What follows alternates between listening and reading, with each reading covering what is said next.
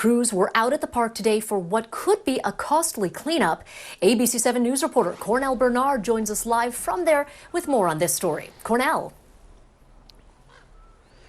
Yeah, Dean and Eric, a lot of people have been out here in Golden Gate Park today taking pictures, checking it out for themselves, where several statues once stood here in the middle of the park. Lots of reaction from the public.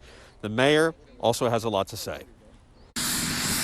Lots of power washing happening in Golden Gate Park. Workers removing graffiti from pedestals that once held statues. Friday night, a group of several hundred people tore down the statue of Francis Scott Key, who wrote the national anthem and was a known slaveholder.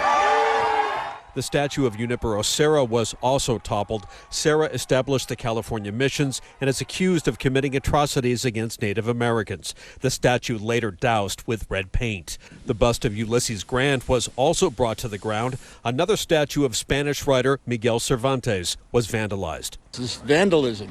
Some park visitors had a lot to say. It's shameful. It's horrible. It's a sign of mob violence. It needs to stop. Police say the crowd turned on officers and began throwing objects at them, then took off running. I'm not sad. Statues like this tend to make heroes of people without any real conversation about the full picture of what they did in their lives, owning slaves, for example.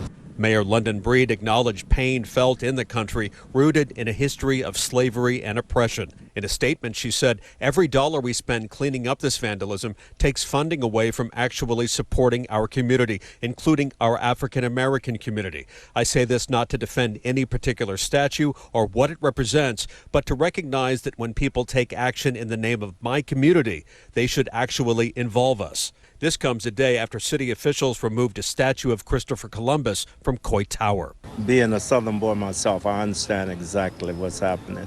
Luke Collier doesn't condone the vandalism, but feels some statues don't belong in public. And maybe it needs to wake up some people that really need to be wakened, and then they can understand that where we're coming from. And police say no one was hurt last night and there were no arrests. Mayor Breed is asking the Arts Commission and the Rec and Park Department to work with the community.